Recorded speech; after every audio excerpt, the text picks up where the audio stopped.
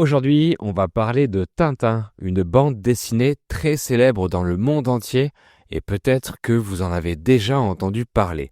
Sinon, c'est le bon moment pour la découvrir.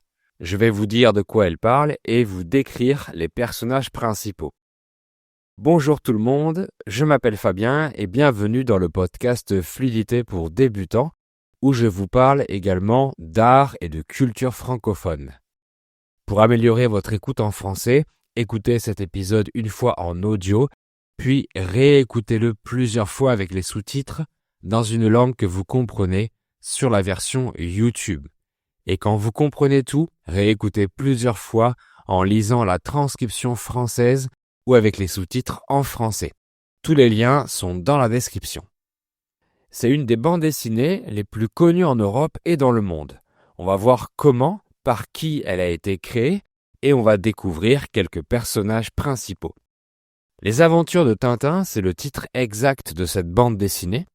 En fait, elle est belge et non pas française. La Belgique est un pays où la bande dessinée est un art très important.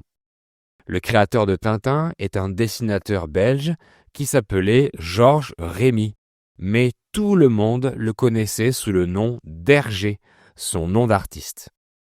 Il est né en 1907, donc au début du XXe siècle. Quand Hergé crée Tintin, il travaille pour un journal pour enfants en Belgique.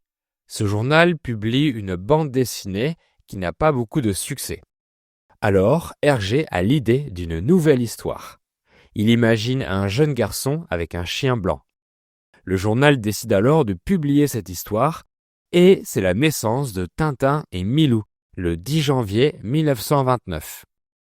Le premier épisode s'appelle Tintin au pays des Soviets, où Tintin est envoyé en mission en URSS. Mais alors, qui est Tintin ? C'est un reporter, un journaliste qui voyage partout dans le monde. Il rencontre des gens, il découvre de nouveaux pays et il vit beaucoup d'aventures. Il est courageux, il défend les plus pauvres et il est toujours prêt à aider les autres. Tintin est jeune, curieux et il est blond avec une mèche de cheveux dressée sur la tête. Il porte très souvent un pantalon marron et un pull bleu. Dans toutes ses aventures, il est donc accompagné de son fidèle ami, Milou.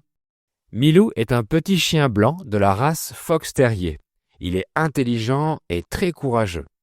Parfois, il fait des erreurs, mais il revient toujours aider Tintin.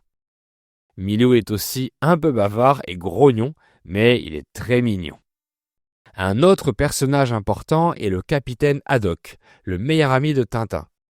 Haddock est un capitaine de bateau et il aime beaucoup le whisky. Il est souvent en colère et il utilise des expressions très drôles comme mille sabords ou tonnerre de Brest. Même s'il est parfois un peu brusque, le capitaine a un grand cœur et il aide toujours Tintin.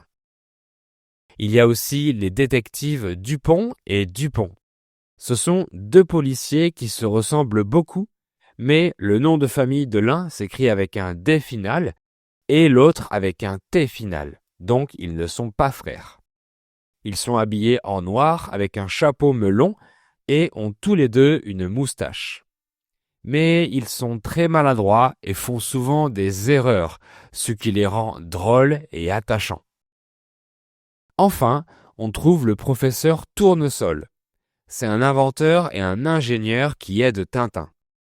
Mais il est presque sourd et il est très distrait. Parfois, il comprend mal ce qu'on lui dit, ce qui provoque des situations très amusantes.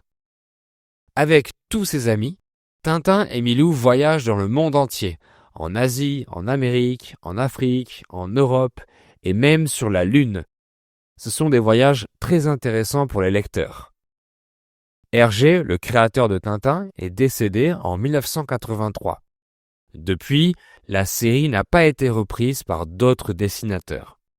Mais Tintin a été adapté en série télévisée, au cinéma par Steven Spielberg et même en jeu vidéo.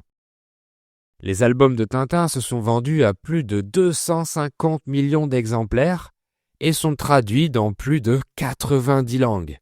Tintin est devenu une star internationale. En France, c'est l'une des bandes dessinées les plus connues. Alors, est-ce que vous aimez Tintin et quel est votre personnage préféré?